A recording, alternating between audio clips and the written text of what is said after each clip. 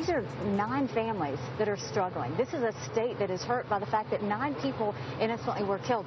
We absolutely will want him to have the death penalty. This is the worst hate that I've seen and that the country has seen in a long time. We will fight this, and we will fight this as hard as we can. South Carolina Governor Nikki Haley on NBC's Today Show calling for the death penalty following that church massacre in Charleston inside the Emmanuel AME Church. However, the South Carolina prosecutor assigned to the case says no official decision has been made as of yet.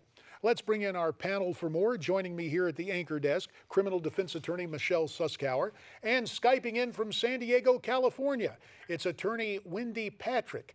We welcome you both here to Newsmax Prime. Great to have you. Michelle, what does it take to make the case for the death penalty? Well, first of all, you have multiple victims, and that is one major consideration because in South Carolina, that's one of the aggravating factors that you look at as a prosecutor. Was there more than one victim? Although one victim certainly is enough.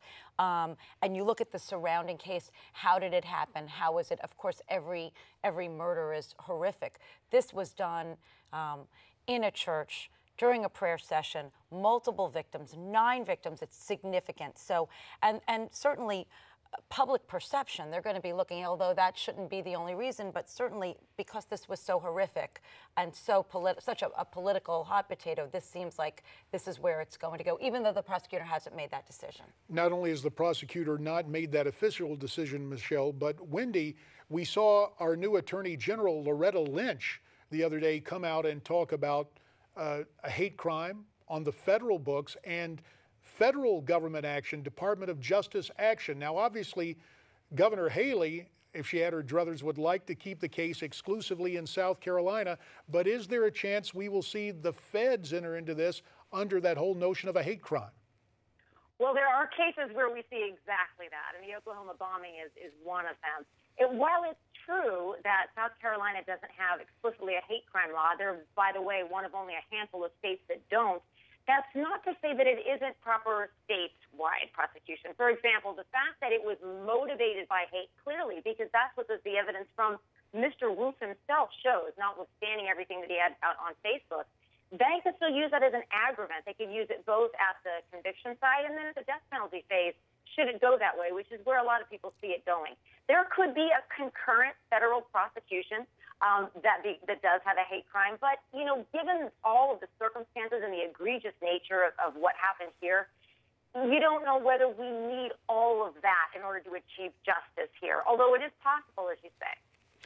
There is a growing call in South Carolina and around the nation for Dylann Roof to face the death penalty, but some of the victims' families actually might not agree. Let's listen to what Chris Singleton, a member of one of the victims' families, had to say, and then we'll ask you both for your reaction after we hear from them.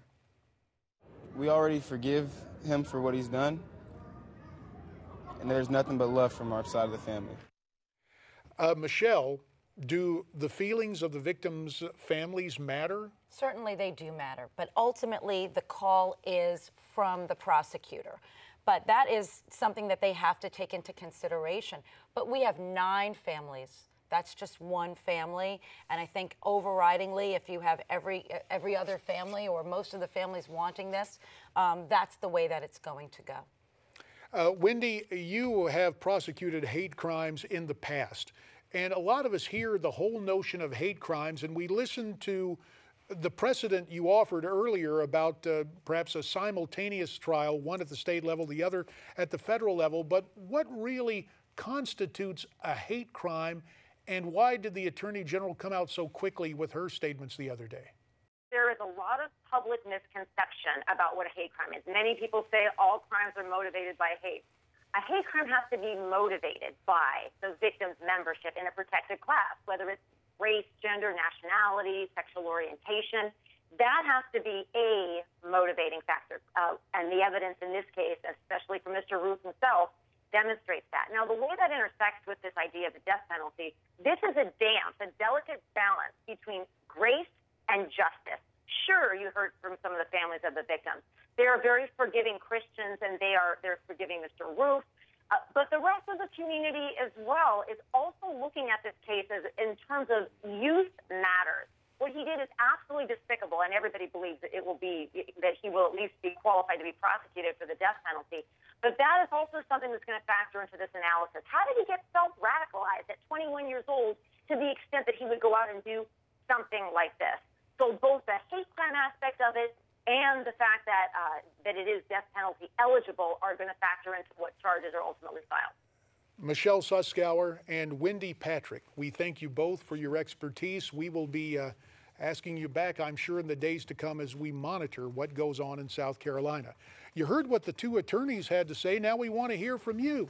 You can send your comments via email, Facebook, and Twitter. Also, newsmaxtv.com/comments.